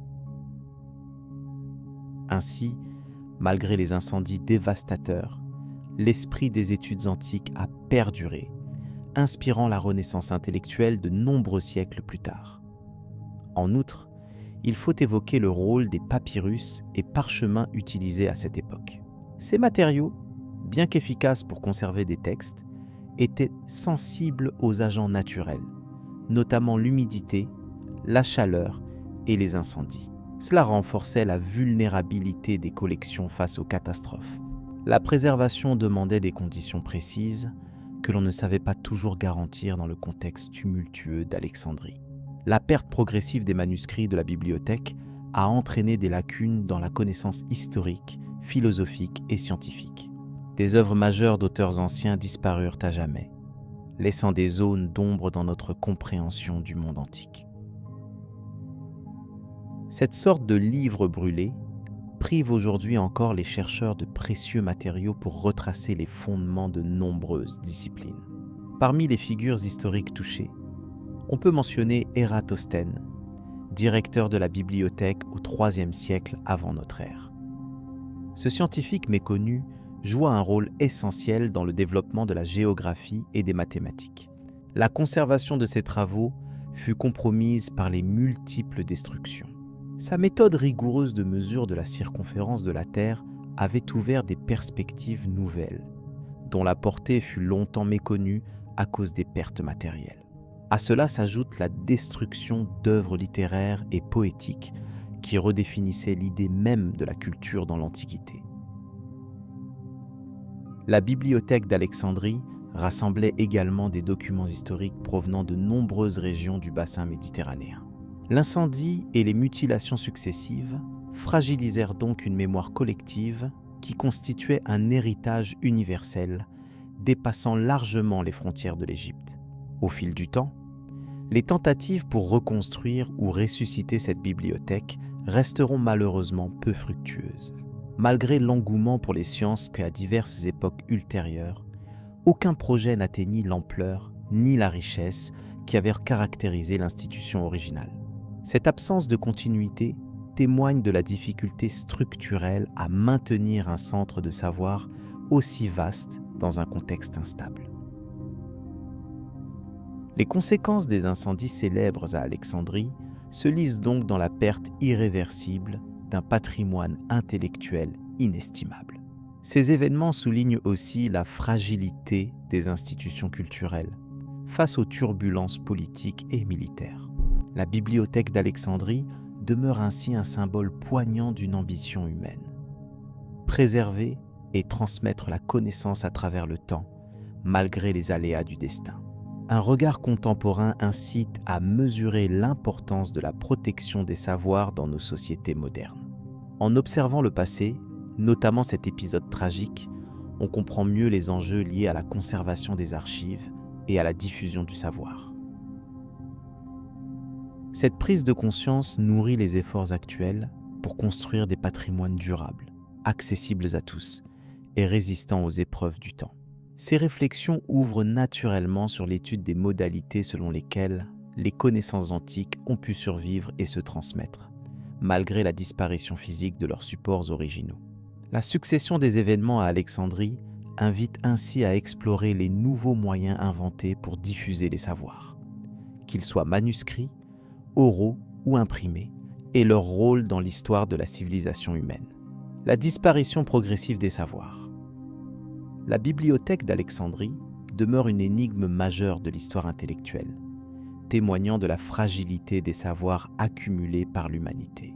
Depuis sa création au IIIe siècle avant notre ère, sous l'égide de Ptolémée Ier, elle aspirait à rassembler tous les manuscrits du monde connu, devenant ainsi un cœur vibrant du savoir antique. Cependant, le destin de cette institution extraordinaire s'inscrit dans une trajectoire marquée par des tutélaires pertes progressives, issues essentiellement d'un défaut de conservation durable. Cette vulnérabilité fut la matrice d'une disparition lente, faisant s'évanouir une quantité inestimable de connaissances cumulées au cours de nombreuses générations. La nature même des supports utilisés pour stocker les écrits contribua à cette vulnérabilité. Les papyrus, matières organiques fragiles et sensibles à l'humidité, exigeaient un climat particulièrement sec et des conditions spécifiques pour une préservation adéquate. En outre, faute d'une organisation systématique des archives, la manipulation répétée des rouleaux les exposait à des déchirures ou à des pertes accidentelles. Cette situation s'aggrava dans les périodes troublées, où la bibliothèque souffrit de négligences répétées et de conflits militaires qui mirent en péril son intégrité matérielle. Ainsi, malgré l'intention initiale de conserver l'ensemble des savoirs, l'absence de technologie de conservation fiable conduisit inexorablement à l'érosion progressive des documents précieux. La destruction partielle ou totale de la bibliothèque à diverses reprises contribua également à ce déclin fatal des connaissances. Les récits historiques évoquent plusieurs incidents tragiques, notamment les incendies pendant les conquêtes, comme celui survenu au cours du siège de Jules César. Bien que la réalité exacte et l'ampleur de ces événements demeurent encore aujourd'hui un sujet de débat. Ces épisodes dévastateurs mirent en lumière les limites d'une institution reposant essentiellement sur des moyens matériels fragiles. Au-delà du simple oubli matériel, ces catastrophes firent disparaître des œuvres uniques que seuls les copistes avaient pris soin d'amplifier, rendant ainsi impossible la reconstitution intégrale du patrimoine intellectuel. Il est aussi crucial de considérer le contexte socio-politique instable qui caractérisa Alexandrie au fil des siècles. Aux pressions externes comme les invasions succédaient des transformations internes, avec des changements fréquents de gouvernance et des orientations culturelles parfois divergentes. Ce contexte rendait difficile la protection systématique des collections, notamment lorsque les nouveaux pouvoirs ne percevaient plus la bibliothèque comme une priorité. Le déclin du pouvoir des Ptolémées, suivi par la domination romaine puis byzantine, illustre ce phénomène où le soutien institutionnel aux activités de conservation s'étiola progressivement. Ce désintérêt administratif fut un facteur aggravant dans la lente dissolution de ce centre de savoir. D'autre part, la transmission orale et manuscrite des savoirs variait selon les traditions culturelles et savantes contemporaines. Les textes absents ou endommagés furent rarement répliqués en grand nombre, car la copie restait une entreprise coûteuse et laborieuse. À cette époque, les scribes jouaient aussi un rôle fondamental mais insuffisant pour combler la demande de préservation massive. Par conséquent, l'absence d'une politique systématique de duplication des documents entraîna l'irréversible amenuisement du corpus intellectuel disponible durant plusieurs siècles. Ce déficit archéologique se ressent encore dans notre connaissance fragmentaire des œuvres anciennes, certaines n'existant aujourd'hui que par des citations ultérieures. À travers cette lente disparition, la bibliothèque d'Alexandrie devint un symbole vibrant de la vulnérabilité du savoir, face aux aléas du temps et des civilisations. Son déclin illustre la nécessité, partout et toujours, de dispositifs robustes pour garantir la conservation et la pérennité des connaissances humaines. La perte de ce trésor intellectuel remémore aussi les limites inhérentes à toute entreprise humaine, même la plus ambitieuse, quand elle fait face aux contraintes matérielles et aux événements imprévus. Si l'on considère les efforts d'historiens et d'archéologues pour reconstituer ce puzzle, leur travail souligne le poids des absences et l'impossibilité de combler totalement les lacunes laissées. Enfin, la mémoire collective de la bibliothèque ne s'efface jamais totalement, et elle continue d'inspirer des générations de chercheurs, d'écrivains et de curieux. Son mystère nourrit des mythes et des récits qui transcendent les époques, évoquant toujours cet idéal d'un lieu où tous les savoirs convergent. La disparition progressive des textes anciens rappelle que la sauvegarde de la connaissance est un combat constant, nécessitant vigilance et innovation.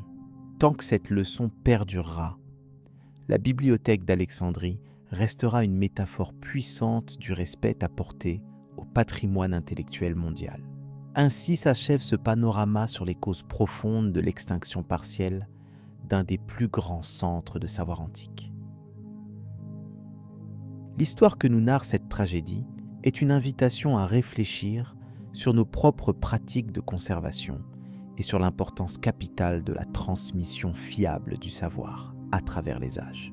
Le chemin reste ouvert pour aborder les évolutions successives qui, dans les siècles suivants, façonnèrent les nouvelles institutions d'apprentissage et de mémoire. Nous explorerons tout cela dans le chapitre suivant, qui s'intéresse à la renaissance progressive des bibliothèques et des archives dans le monde médiéval. La bibliothèque dans la mémoire historique. La bibliothèque d'Alexandrie a toujours fasciné historiens, écrivains et philosophes. À travers les siècles, elle est devenue bien plus qu'un simple centre de savoir. Son image s'est transformée en un symbole puissant, évoquant à la fois l'ampleur des connaissances accumulées et la douleur de leur destruction. Cette bibliothèque emblématique incarne l'échec humain à protéger et transmettre la richesse intellectuelle de civilisations entières. Les récits sur la bibliothèque varient selon les époques et les auteurs. Certains la décrivent comme une merveille du monde ancien, un phare de lumière dans un univers encore marqué par l'obscurantisme. D'autres la peignent en lieu tragique où des milliers de parchemins auraient été irrémédiablement perdus. Ces visions opposées font d'Alexandrie un mythe, mais aussi un avertissement sur la fragilité du savoir. Au fil du temps, la bibliothèque n'a cessé d'attirer l'attention des penseurs. Platon, bien que n'ayant pas connu sa fondation, a influencé la pensée qui allait sous-tendre le projet d'Alexandrie. Concevoir un lieu où toutes les connaissances humaines seraient rassemblées sous un même toit. Plus tard, des philosophes comme Plotin voyaient en cette démarche une quête de l'unité et de la vérité universelle. Le Moyen Âge et la Renaissance ont également réinterprété l'importance de la bibliothèque. Pour les humanistes, elle symbolisait la perte d'un âge d'or, une époque où le savoir était accessible et cultivé. Ils ont contribué à redécouvrir des œuvres antiques grâce aux manuscrits venus d'Orient, entretenant ainsi l'espoir de ressusciter ce patrimoine. Pourtant, la bibliothèque d'Alexandrie était devenue une légende ensanglantée par les flammes de l'oubli. Le poète et historien grec Callimaque, qui vécut au IIIe siècle avant notre ère, fournissait déjà des témoignages précieux sur la mission de la bibliothèque. Il décrivait avec soin la collection de papyrus destinée à couvrir tous les domaines du savoir. Plus tard, l'historien romain Ammien Marcellin évoquait la destruction progressive des manuscrits lors des conflits entre différentes puissances. Ces sources aident à comprendre les multiples facettes de l'histoire d'Alexandrie. Dans la littérature moderne, la bibliothèque est souvent utilisée comme métaphore.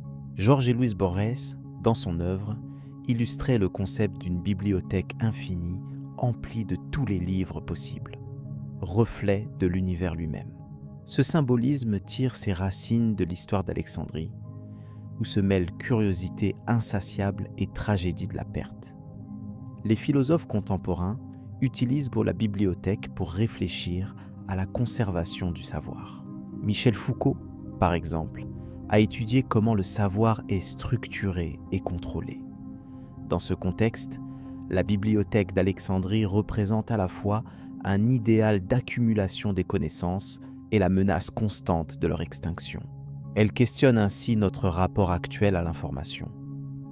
Au-delà des récits écrits, la mémoire collective s'est construite autour de l'image de la bibliothèque incendiée, causant la disparition de milliers de documents inestimables. Ce récit, bien qu'en partie romancé, alimente une prise de conscience de la valeur inestimable des archives et du patrimoine culturel. Chaque destruction partielle du passé invite à une vigilance renouvelée. Certains chercheurs modernes ont cependant tempéré ces idées. Ils suggèrent que la bibliothèque n'a peut-être pas été détruite en un seul événement catastrophique, mais qu'elle a décliné progressivement. Les guerres, les changements politiques et économiques auraient contribué à éroder ce centre intellectuel. Cette perspective nuance le mythe pour insister sur une réalité historique plus complexe. L'écrivain italien Umberto Eco, passionné par les bibliothèques, soulignait que la fascination qu'exerce Alexandrie tient à sa capacité à représenter toutes les connaissances humaines réunies. Pour lui, cette image porte un espoir, celui de reconstruire continuellement le savoir malgré les pertes. Il décrit la bibliothèque comme un lieu mythique qui transcende le temps et l'espace. Dans le débat sur l'héritage d'Alexandrie, la question se pose aussi du rôle des acteurs impliqués. Ptolémée Ier, le fondateur, voulait créer une véritable capitale du savoir. Les érudits venus de tout le bassin méditerranéen ont contribué à cet effort colossal. Leur travail, bien que souvent méconnu, a façonné la culture intellectuelle de toute une région. Certaines légendes attribuent à des personnages comme Hypatie, philosophe et mathématicienne, un rôle de gardienne de ce savoir. Sa mort violente symbolise, dans l'imaginaire collectif, la fin de l'ère antique et l'ombre portée sur le progrès intellectuel. Ce point de vue renforce la charge émotionnelle associée à la bibliothèque. Par ailleurs, des auteurs plus sceptiques remettent en cause l'importance réelle de la bibliothèque. Ils soulignent que malgré sa réputation, beaucoup d'ouvrages antiques subsistent grâce à d'autres centres de savoir, notamment à Pergame ou à Rome. La destruction d'Alexandrie, si dramatique soit-elle, n'a donc pas effacé tout le savoir antique. L'importance symbolique de la bibliothèque s'étend aussi au domaine artistique.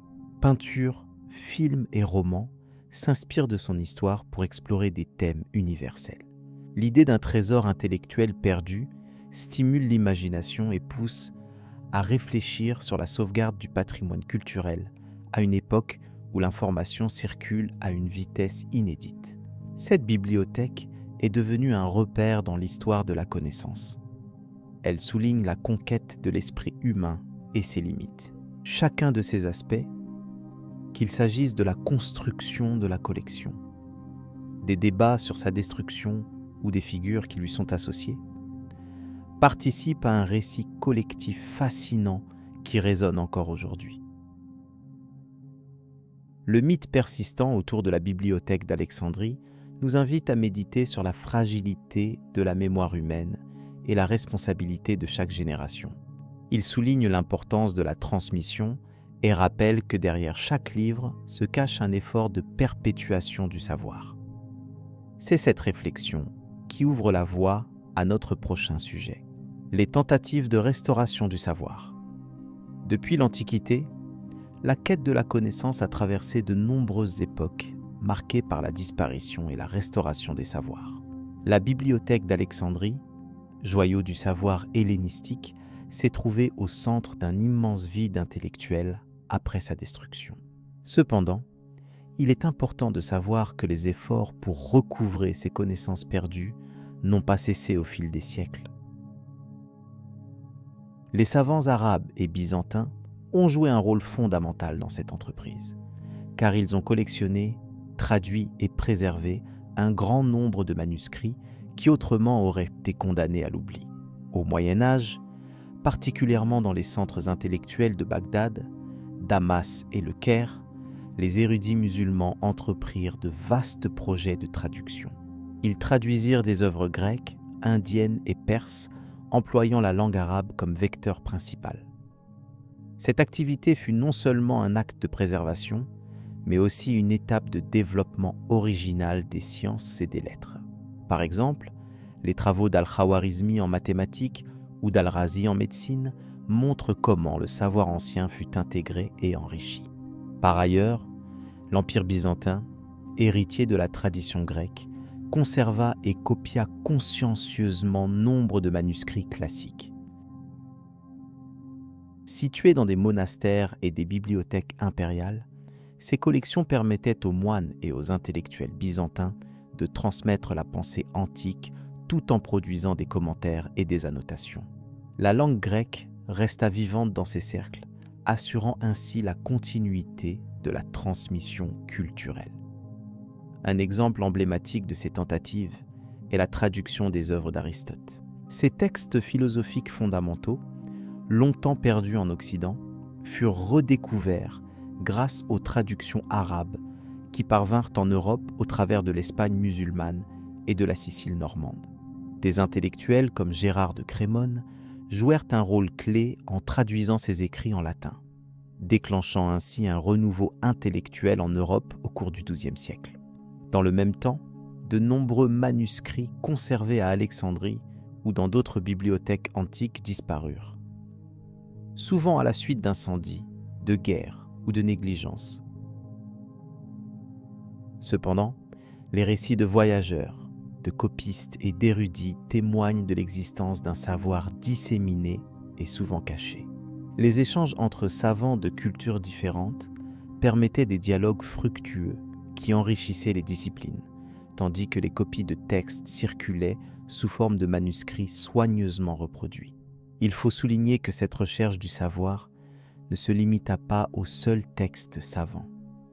Les légendes et récits mythologiques faisaient aussi partie du patrimoine transmis. Ces histoires, bien que souvent embellies, contenaient des fragments de mémoire collective et une vision du monde qui influençaient les croyances et les pratiques. Les manuscrits arabes conservèrent ainsi des légendes anciennes, tout en les intégrant aux perspectives philosophiques et scientifiques de leur temps. Le travail de préservation ne fut pas toujours facile. La fragilité des parchemins, la raréfaction des centres de copie et les bouleversements politiques menaçaient la survie des documents. Pourtant, des figures déterminées, telles que Hunayn ibn Ishaq, traducteur et médecin du IXe siècle, se consacrèrent à la tâche de recopier et d'expliquer les œuvres des anciens. Sa méthode rigoureuse associa précision linguistique et compréhension profonde du contenu, garantissant une transmission fidèle. En outre, les bibliothèques islamo-byzantines se transformèrent parfois en véritables laboratoires du savoir, où les manuscrits antiques étaient comparés aux observations empiriques des savants contemporains. Cela permit de corriger, de compléter et de perfectionner les connaissances, donnant naissance à de nouvelles disciplines comme l'astronomie ou l'alchimie. L'échange culturel prit une dimension véritablement transnationale qui modifia la façon dont le savoir circulait. Le retour progressif des connaissances antiques en Occident se renforça aussi grâce aux croisades et au contact direct avec les royaumes musulmans. Les monastères européens devinrent alors des centres de traduction, d'études et de diffusion. Les manuscrits apportés d'Orient contribuèrent à l'émergence, à la fin du Moyen Âge, de la Renaissance, un mouvement culturel centré sur le redécouverte des textes antiques. Cette dynamique permet de comprendre que la destruction apparente de la bibliothèque d'Alexandrie ne fut pas un arrêt définitif pour le savoir. Au contraire, elle déclencha une série de gestes et d'initiatives visant à retrouver, rassembler et moderniser les connaissances. Les manuscrits arabes et byzantins, riches en contenus divers, furent la clé de voûte d'un mouvement mondial de transmission intellectuelle. Ainsi, à travers les siècles, une véritable saga de restauration s'est déroulée, marquée par la persévérance des savants et la croisade des mots écrits. Ce récit met en lumière la continuité de civilisations ancrées dans le temps, qui, malgré les pertes et les ruptures, ont su puiser à leurs racines pour réinventer la connaissance. C'est cette histoire qui trouve son prolongement aujourd'hui dans notre regard contemporain sur le patrimoine intellectuel. En somme, les tentatives pour récupérer les savoirs d'Alexandrie furent à la fois des actes de mémoire et des initiatives innovantes. Elles révèlent l'importance du dialogue entre cultures et la valeur inestimable des textes anciens. Alors que nous avançons vers la conclusion de cette exploration, il est fascinant de considérer comment chaque génération contribue à remettre en lumière un passé qui continue d'éclairer notre avenir. La transmission du savoir ne s'arrête jamais, et c'est à travers ces traces du passé, réinterprétées à chaque époque, que nous pouvons mesurer l'ampleur et la richesse des civilisations humaines. La clé réside dans la compréhension que le savoir est un bien collectif, fragile mais renouvelable, qui demande attention, travail et ouverture. Nous pouvons maintenant envisager comment ces transformations du savoir conduiront vers la prochaine période historique, où de nouvelles formes et nouveaux espaces d'apprentissage apparaissent, tout en gardant vivante la mémoire des efforts passés. L'héritage intemporel de la bibliothèque d'Alexandrie. L'héritage de la bibliothèque d'Alexandrie résonne toujours dans nos esprits et dans la manière dont nous concevons aujourd'hui les centres de savoir. Cette institution, fondée il y a plus de 2000 ans, symbolise la quête humaine incessante de connaissance et de compréhension du monde. Bien que la bibliothèque ait disparu physiquement, ses principes et ses ambitions perdurent. Elle représente une source d'inspiration pour les bibliothèques modernes, qui cherchent non seulement à conserver des ouvrages, mais également à favoriser la recherche et le dialogue intellectuel. La bibliothèque d'Alexandrie fut plus qu'un simple dépôt de rouleaux de papyrus. C'était un lieu de rassemblement pour les esprits les plus brillants de son époque. Des savants venus de différents horizons y partageaient leurs découvertes, échangeaient des idées et travaillaient ensemble à l'élaboration de nouvelles disciplines. Cette dynamique d'ouverture et de collaboration est devenue un modèle pour les centres de recherche contemporains. La coopération internationale et interdisciplinaire, valorisée aujourd'hui, trouve ses premières expressions dans cette institution antique. Au-delà de son rôle scientifique, la bibliothèque a profondément marqué l'imaginaire collectif universel. Elle est souvent évoquée comme un symbole de ce qui peut être perdu si la transmission du savoir faiblit. De nombreuses œuvres littéraires, films et théories conspirationnistes tournent autour de son mystère et de sa destruction. Ces récits contribuent à entretenir une fascination durable qui dépasse le cadre académique. La bibliothèque incarne ainsi la fragilité du savoir et rappelle l'importance de sa préservation face aux dangers du temps et des conflits. La disparition de la bibliothèque d'Alexandrie intervint dans un contexte historique complexe, mêlant guerre, bouleversements politiques et réformes culturelles. Les pertes de manuscrits précieux furent irréparables, mais elles furent intensément ressenties bien après. Plusieurs tentatives ultérieures visant à reconstruire une bibliothèque comparable échouèrent à atteindre la grandeur et l'universalité originelle. Cette perte a également incité les bibliothécaires a développé des stratégies pour mieux protéger les collections et garantir leur pérennité, notamment à travers la copie, la dispersion et la numérisation. De nos jours, la référence à la bibliothèque d'Alexandrie est fréquemment utilisée lorsqu'on parle de la création de grands centres culturels ou scientifiques. Par exemple, la Bibliotheca Alexandrina, inaugurée en l'an 2002 dans la ville éponyme, reprend cet héritage avec une ambition renouvelée. Ce complexe moderne combine bibliothèque, musée, centre de conférences et institutions de recherche, réunissant des ressources numériques et physiques. Ce projet rappelle que la quête de savoir et l'esprit de partage sont toujours au cœur des sociétés humaines, élargissant ainsi la portée de l'ancienne bibliothèque. Les philosophies qui animaient Alexandrie influencent également les principes derrière les bibliothèques publiques actuelles, où l'accès universel au savoir est une priorité. Elles se veulent des espaces ouverts à tous, où chacun peut apprendre et s'informer librement dans le respect de la diversité culturelle et intellectuelle. Ce principe démocratique du savoir était déjà présent, quoique différent, dans la bibliothèque d'Alexandrie. Cet idéal continue d'encourager le développement des ressources accessibles, que ce soit par des livres, des archives ou des technologies numériques.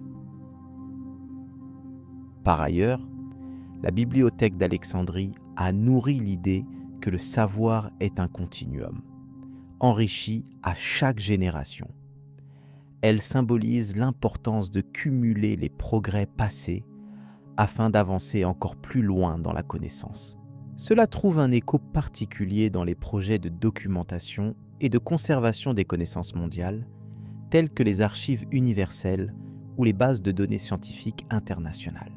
Ces initiatives incarnent la volonté de rassembler et d'organiser l'information pour soutenir l'innovation et l'éducation sur le long terme. Les récits des anciens savants associés à la bibliothèque, comme Ératosthène ou Hipparque, restent des exemples inspirants de rigueur intellectuelle et de curiosité. Leur travail en géographie ou en astronomie montre comment le lieu favorisait la recherche appliquée et la volonté d'explorer des domaines encore mal connus. Ce patrimoine scientifique met en lumière le rôle fondamental des bibliothèques comme catalyseur du progrès humain, au-delà de la simple conservation de textes. C'est cette fonction d'interface entre savoir et créativité qui est perpétuée aujourd'hui. L'image de la bibliothèque d'Alexandrie s'est également développée dans un contexte de réflexion philosophique sur la mémoire collective et la construction des savoirs. Elle invite à penser les bibliothèques non seulement comme des institutions, mais comme des entités vivantes, témoins d'histoires humaines multiples et en constante évolution. Cette perspective souligne l'importance d'une gestion flexible des connaissances, capable de s'adapter aux transformations culturelles et technologiques tout en respectant l'héritage du passé. Enfin, la légende de la bibliothèque d'Alexandrie continue d'exercer une attraction spécifique pour tous ceux qui cherchent à comprendre comment la connaissance se transmet, se préserve et parfois se perd. Elle encourage les réflexions sur notre rapport au savoir et sur les responsabilités collectives dans son maintien. En effet, si la bibliothèque a été détruite, son esprit, fait d'ouverture, de curiosité et d'innovation, reste vivant à travers les institutions contemporaines. C'est à travers cet héritage que la quête du savoir poursuit son chemin, toujours prête à accueillir les prochaines générations. Ainsi, cette institution antique, grand témoin d'une époque phare de l'histoire intellectuelle, guide aujourd'hui encore les pratiques et les valeurs qui fondent nos espaces de connaissance. Elle invite à rester vigilant face au risque d'oubli et à cultiver un accès large et ouvert au savoir.